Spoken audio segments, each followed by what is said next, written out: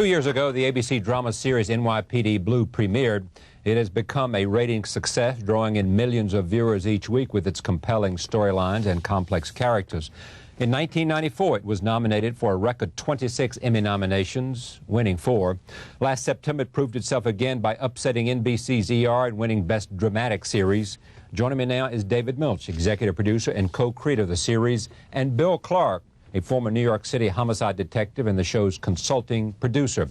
They are co-authors of True Blue, the real stories behind NYPD Blue, and we'll talk about this book as well as other things. I'm pleased to have both of them here. Welcome. Thank you. Welcome. Thank you. The real stories behind NYPD. This really is based on your stories, right? Those are cases that Bill worked, as well as an effort to talk a little bit about the genesis of the show and the difficulties we went through getting it on the air, and then some problems we had once we were on the air. Yeah. Well, we'll talk about that. What do you do as a consulting producer? I mean, what's your role there? Well, presently I'm involved in the whole process, from story meetings through working with the writers, through production, through on the set, dealing with the tone of the scene and the authenticity of how cops act, and into post-production. So. Yeah. This is one proof that Bill needs an agent, because Bill does. He does a lot more than that, because he does an awful lot more than that. The whole sensibility of the show is needs a little Hollywood informed, doesn't it? Yeah. But in a sense, what's difficult about it? I mean, tell me, compare Hollywood with real life. Compare your stories that you knew and lived with what you see on the air.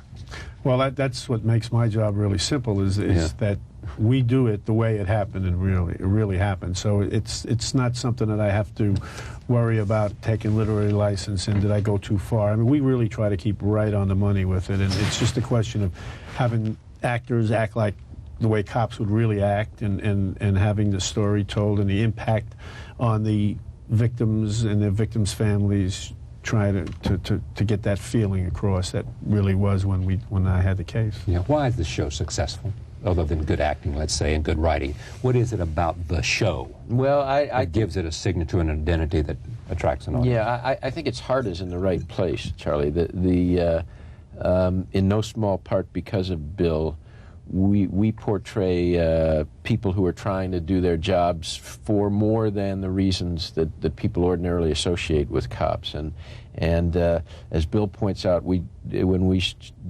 portray a crime, we try and show some of the results of that. And the effort to go into the emotional lives, I think, of all the participants might be why people respond to it. You had to introduce this guy to Stephen Bochco, who was the king of Hollywood, certainly now, although he went through a little drought there when he tried to put roaches in the White House and have singing cops. What did you think of that series? It's my boss. I thought it was a great show. You loved it, didn't you? I loved it. Didn't know what millions of other Americans didn't. But you had to arrange a lunch with him. Yes. And Stephen actually was very responsive, but Bill had... you know the Jack story, where you anticipate every disaster that can happen, so that and that was what was going through Bill's mind. So that by the time he actually got to meet Stephen, he was a nervous wreck. But in fact, I think I mentioned in the book that I encouraged Bill. He had been telling me about bosses he had who were pains in the neck and how they could screw up working on cases, dislocating his concerns about meeting Stephen. And I kept saying, Bill, he's not like that. Well, I finally got Bill talking about other bosses, and as we walked out of the restaurant afterwards, Stephen took my arm and held me back a couple paces so Bill couldn't hear me, and said, "Do not let this guy out of your sight." And what was it you think he saw? Just the fact that Bill had been there, he had authenticity, he had a capacity to evoke... forgive me. I think that what he brought, in addition to all of those things, because there are a lot of ex-cops, is an enormous emotional commitment to the stories that he was telling, and that commitment translated itself into specificity and detail that you just couldn't get anywhere else. I mentioned that in the book that Bill's pact, more than to the oath that he takes to uphold the Constitution, is with the the victims of crime and their families. And he is so intent when he works on a case, and the importance that he ascribes to it is really very profound. And when he tells the stories, that's what radiates through it. It's almost like stealing for me, having heard Bill talk, to adapt the stories, because there's such passion at the bottom of it. Did you want in this series to push, I mean, it's a terrible phrase to use now, it's such a cliche, push the edge of the envelope? You know, I've told Stephen that no matter what else he accomplishes in his life, when he's arraigned at the bar of heaven, he's going to have to answer for the phrase pushing the envelope. That was actually much more Stephen's concern than mine. He wanted to do it. He wanted to do it. He wants to break new ground. He wants to be on the frontier. Yeah, that's all true, but he also had a very specific, practical understanding of the business that I don't. And what he realized was that our drama at 10 o'clock was dead unless it could compete with cable. That cable had simply taken that market, our R-rated films, and that the only way to draw the audience back, at least to gain a threshold appeal, was to be what? Well, it was to do a show which credibly and legitimately embraced conventions which hadn't been seen on network television before in terms of language and nudity. David Caruso. My favorite subject. Why? No, I'm being ironic. I listen. David Caruso did an extraordinary job in his portrayal of the character of Kelly, but he was no fun at all to work with. His process, and to give him credit, I think of all the difficulties that he caused us on the set were the result of his process. He was trying to get to his character. But, one of Fitzgerald's characters says, conduct can be founded on the hard rock or on the wet marshes. After a certain point, I don't care what it's founded on. He made everyone... After a certain point, it's time to deliver. Is that what you're saying? He made everyone so miserable that when he decided that he had a film career in the offing and wanted to get out of his contract, no one tried to impede his departure. Including you. Including me, although... you didn't worry about it? You didn't worry about this guy was being cited as... Yeah, the hottest dramatic star in television. Sure, we got all this money that's going to come your way if this thing doesn't. Yeah, and Bill stumble. worried in particular, because Bill saw his retirement going right out the window. But were you more sympathetic, you think, to Caruso than? No, actually, when I saw what the disruption he was causing the first season, I was the first one to say, I don't know anything about the business, so I'm saying, why don't you just dump this guy? You're right. You got to like this guy. Here's a guy who's making everybody's life miserable. Dump him. We'll get another guy. Isn't it? And I was right. Yeah, we got rid of him, and we brought in a guy who's a sweetheart of a guy, and a great Jimmy actor. Smits is a sweetheart, isn't he? He's a wonderful guy, a great human being, and he's a fine actor, and we're doing better than ever. And he gives you new opportunities because of the character. All right, take a look. Set this clip up. We're going to see young Mr. Smits in action here. This is from an episode where Sipowicz and Simone go upstate to interview a suspect, and it's based on a story that Bill told me when I was trying to get background from him on what cops do when they're in a strange town. It's an index of the complications of Bill's personality. He said, well, they do what anyone does. They go antiquing. Right. Yeah, right. And they go to the library. And they take their birds with them. And this may be what we're about to see. In fact, this is Travels with Andy. Roll tape. Jimmy Smits, NYPD. You couldn't put on TV. Yeah. I think specifically the story about the cops being kidnapped. Right, that was one, and there's been some with babies and young children that are just too horrible to even get into. That's the kind of things that we deal with and take to bed with us at night. People wouldn't want to watch that on television. It's too tough. Why did you become a cop? I guess I got to blame Jack Webb and the shows I grew up on as a kid. I lived near a police station, and in my neighborhood, being a cop was something special. It was a working class. The voice of authority. Well, there's a mystery involved in policing, and watching cops go by in that car and seeing them act, and thinking that, watching the TV shows and seeing them on top locking up the bad guys. I grew up in a neighborhood with a lot of bad guys. I mean, a lot of my friends died of drugs in later years or died in jail. There was, and then there was some of us that became cops. And Is Sipowicz modeled after you in any way? Is he you? No. He's in terms of the same thing that you'd give a character of sentiment. You know what I'm talking about. Yeah. There are aspects of Sipowicz's personality that are similar to mine. It's no secret that I had a drug problem, and Sipowicz is a recovering alcoholic. I think I describe in the book that probably closer to the bottom lines of Sipowicz's nature, he's drawn much more on my father, who was the same type of complicated personality in that he was enormously driven and in some ways very emotionally isolated, and at the same time enormously generous. And at the depths of whatever behavior he was engaged in, you were always pulling for him. You could feel a soul reaching out, and I think that may be at the heart of why people like Sipowicz. The soul reaching out. A soul trying to, addicts sometimes talk about the committee. Yeah. There are all these voices that are going on in your head saying you're a bum, or you're no good, or you're this, or you're that.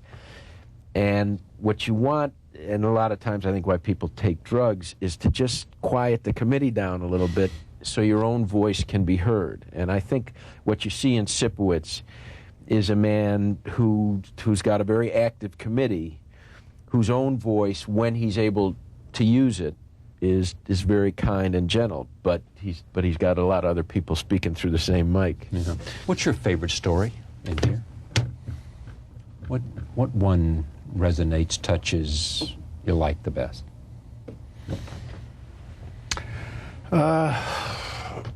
I guess, all of these stories, are kind of like heartbreaking, and they took a toll on me emotionally. I think the ones where our detectives help out somebody in trouble and go to their assistance and look after another cop or a relative or something like that. I spent an awful lot of time working hard not to arrest somebody while I was a policeman, and trying to keep them from getting that proverbial B number, as we call it, because you're arrested once, and I used to tell people for the rest of your life, every questionnaire you ever fill out, have you ever been arrested? It's a yes answer and an explanation. And a lot of times the reasons that their name crosses our desk, their intent was not to break the law. It's a mistake they made. Alcohol may take a part. And I really enjoyed giving people a break, as sometimes more than I did arresting. There are people I arrested for murder that I realized how the impact on their life, and they were goaded by somebody, and they... You realize how people's lives, and while in the end you are responsible for your own life, the influences that can weigh in heavily to shape who you are and who you become. This quick. If I don't know how many times in looking at a dead body I realized that seconds ago, minutes ago, this guy was alive, and he took a step to the left or the right, and his life was ended. And, sometimes a young person, I've done a lot of living in my life, and when I see young people die and thinking about all they're going to miss, that quick it happens. And what did you think when you read about Mark Fuhrman and the LAPD, and what people were thinking and saying about police? Well, there's two questions. There's the LAPD and there's Mark Fuhrman. Right. I mean, some of those detectives on that job, on the LAPD, did a fine job on that case. You cannot do something in a day, do as many things as those detectives have to do on one investigation with the tons of evidence that was involved in that case without making mistakes. The defense had a year to pick it apart. What Mark Fuhrman did is unconscionable.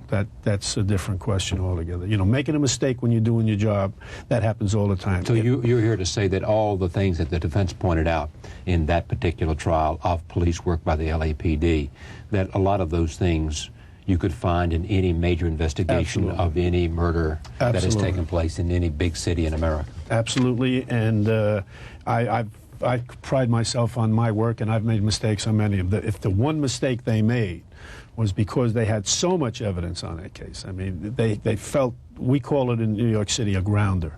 This is a grounder. The husband killed the wife and the boyfriend, who he thought was a boyfriend.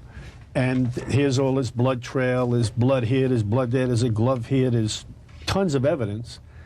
They did a 30-minute interview with him and let him go on his merry way. They had him locked into an alibi, which wasn't even brought out in trial, what he had told those detectives. Billy has made the point when we talk about the case that if OJ Simpson had renounced his right to an attorney, which he did, in Billy's presence, they would have needed 6 tanks to get him out of that room before he had a confession. He just would not have let him go because he had said, I don't need a lawyer. And he would have stayed in that room until he confessed. And he would have confessed. There's no doubt in my mind about it. He would have just been told, listen, this is a horrible crime here. This woman was viciously cut up, as was the fella. Something set you off, something she did. I would have transposed the blame onto her and try to get him to understand that I understand why you did it, but you've got to tell me so that I can go to bat for you. You don't want to go into jail as a crazy man. You don't want people to think that you're, I mean, as many millions of people as admire you and look up to you, they're going to be enormously sympathetic, but you got to put this in context. You got to make people understand the way she provoked you. She was promiscuous. You were concerned about your children. And if you go at somebody, I mean, Billy is an expert at this for hours and hours and hours. And when it comes to it, when he finally says, okay, this is enough, you know, what Billy has said on many occasions is, you got to understand something. You did it, and you're not leaving the room until you give it up. Now, we can do it any way you want, but you must understand. And when it finally comes through to him that he's got no way out of that room, he has renounced his right to counsel. He's going to go for it, or he's going to stay in there the rest of his life. And eventually, he probably would have gone. And every piece of that evidence that was there could have been thrown up against him. I mean, you would have just said, look at, you know, what are you kidding? There's not a jury in the world, as it turned out there was, not a jury in the world that would acquit with this much evidence. Try to explain away what happened. I mean, I've done it. That's what I did for 17 years in homicide, getting people to confess to murder. And with far less evidence that they had there, sometimes no evidence. And when the minute they confess, I go 25 to life to myself, because that's what it was. One of the things that Billy, you know, you asked about Mark Fuhrman, and one of the things that I'm very proud of in the show is that for example, in the case of Sipowicz, that people get to understand cops in the round. Every cop is the product of his environment, black or white. Are there racists of both stripes in the departments? Absolutely.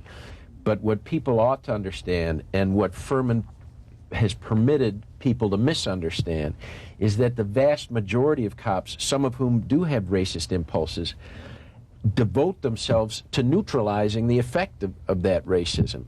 For them, it's a point of pride to do their job fairly, whatever their personal feelings are. And what this jerk has made it possible is for people to feed this myth that, yeah, that's what cops are really like. Secretly, you give them a chance. They all hate blacks, and they'll screw them. Sure. No. I hear you loudly, but let me just come back to this point. Me. No.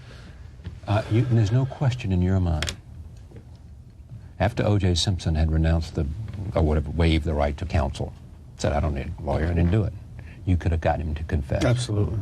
Yeah, I mean, that's my opinion, but I mean, I would think based on all of the pieces of evidence. What is it you would have done? I mean, when you say, what is it you're going to say to this guy other than lay the evidence out there? I had a case with a blood trail 2 weeks prior to the OJ Simpson case.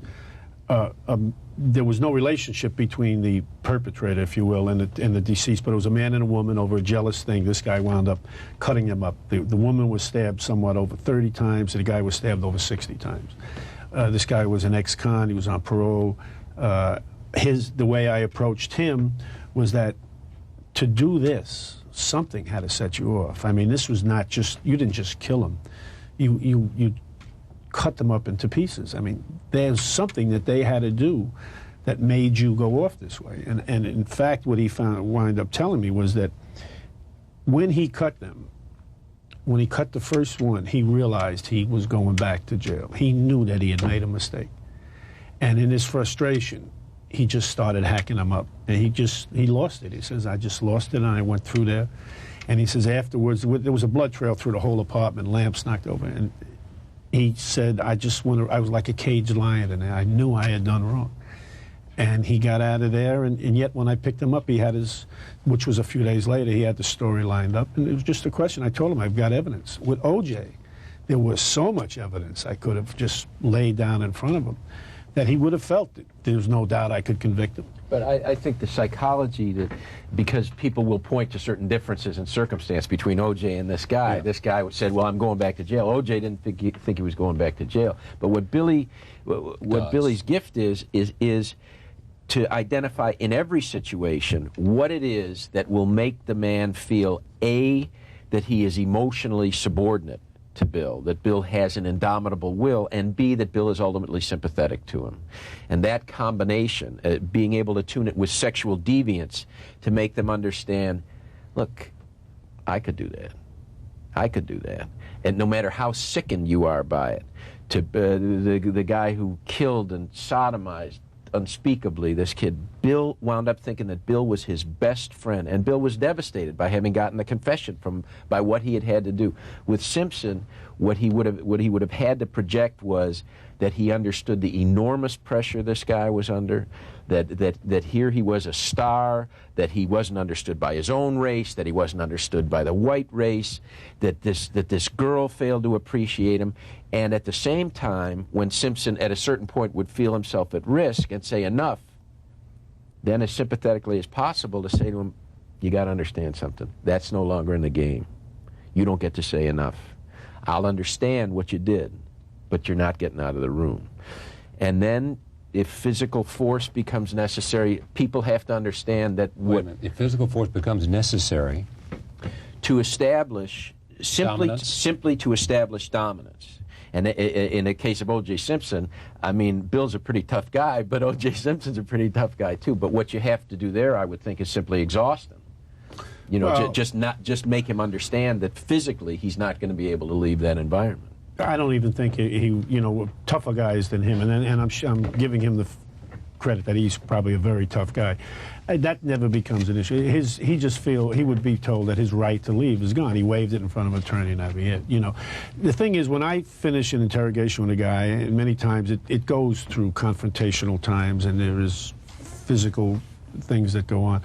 By the time I get that confession, I'm the best friend that guy has in the world. I'm the only one in the world that understands why he did what he did. He doesn't want me to leave the room. The confession that he's talking about in the Flowers case, this man said, that's the nicest man I've ever met in my life, the killer, and I don't want him to leave. I want him to stay with me through the whole course of being booked. The real stories behind NYPD Blue, True Blue, David Milch and Detective Bill Clark, NYPD's Blues co-creator and creative consultant. Thank you both. Pleasure to meet both of you. Thank you. You could probably help me do this program, couldn't you? That's kind of a consultant to me. Don't go yet. I guess I won't be going to dinner at OJ's. No, you will not. You will not be over at Rockingham anytime soon. Actually, I go by. We have detectives out all the time. Yeah? And part of the tour package is a shot past Rockingham and Bundy. We'll be right back. Stay with us.